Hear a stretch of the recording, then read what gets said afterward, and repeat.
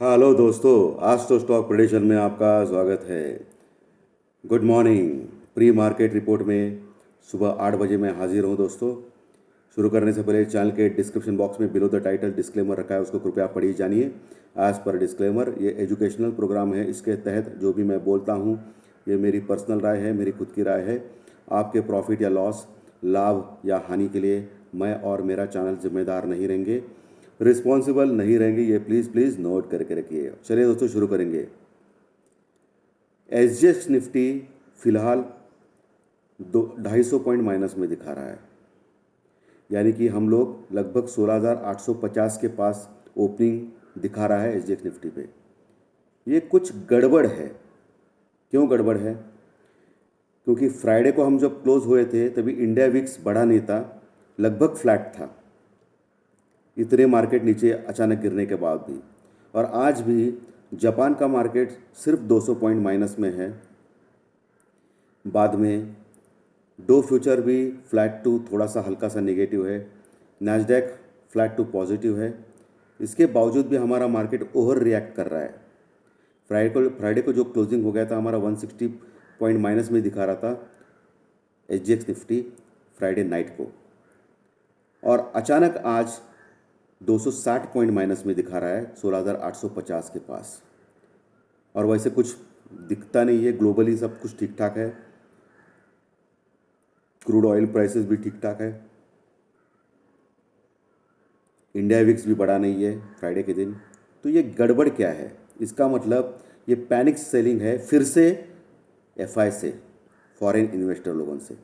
जो मैं बोल रहा था कि फ्राइडे के दिन वो लोगों ने नाटक किया और फिर से बेच दिया बहुत बड़ी क्वांटिटी में, और फिर से अभी वो सिंगापुर निफ्टी में नाटक कर रहे हैं बेचने का, और पैनिक तैयार कर रहे हैं इंडियन मार्केट में, ताकि हम लोग घबरा के और बेचें और मार्केट टूट जाए 16,800 के नीचे।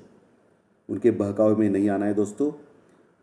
और मुझे 100% श्योर हूँ मैं कि डीआई और जो बड़े रिटेलर्स हैं हमारे मार्केट में, वो 16,800 के पास मार्केट को संभालेंगे।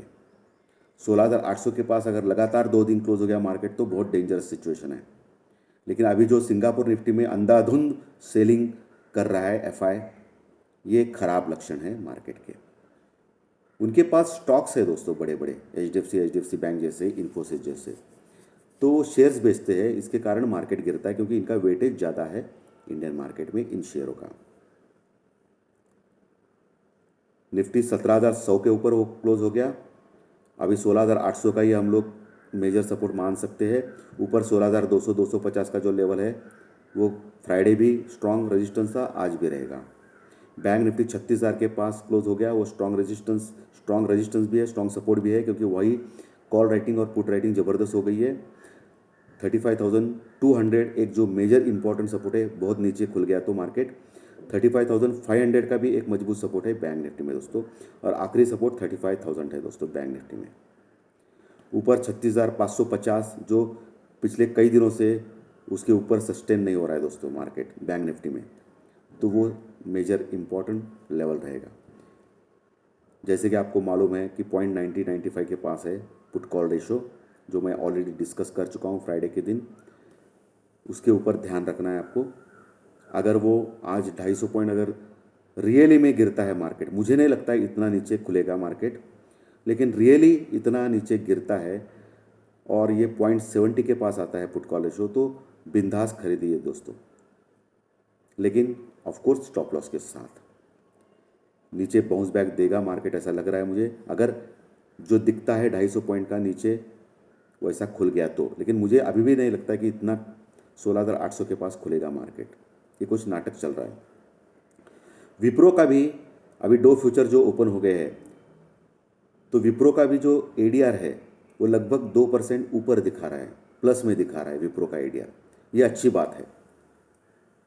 फ्राइडे के दिन 5% माइनस में क्लोज हो गया था एडीआर, अभी 2% ऊपर दिखा रहा है, यानी कि 3% का एडजस्टमेंट हो गया। 3% माइनस दिख एक्चुअली रिफ्लेक्ट होगा इंडियन मार्केट में।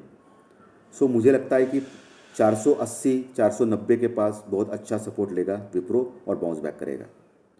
और हो सकता है आज 500 के नीचे भी ना जाए विप्रो, कुछ बोल नहीं सकते। लेकिन इंडियन मार्केट में भी एफआई ने पैनिक निर्माण किया है और अभी जो 250 पॉइंट का कट दिखा रहा है एसजीएक्स निफ्टी में 16,850 के पास, अगर ऐसा होता है तो विप्रो सीधा 480 के पास भी खुल सकता है, लेकिन आपको लेना है और 450 का स्टॉप लॉस लगाना है विप्रो में। दोस्तों फेड की मीटिंग बुधवार के दिन है, यानी गुरुवार को ही हमको पता चलेगा क्या हो गया।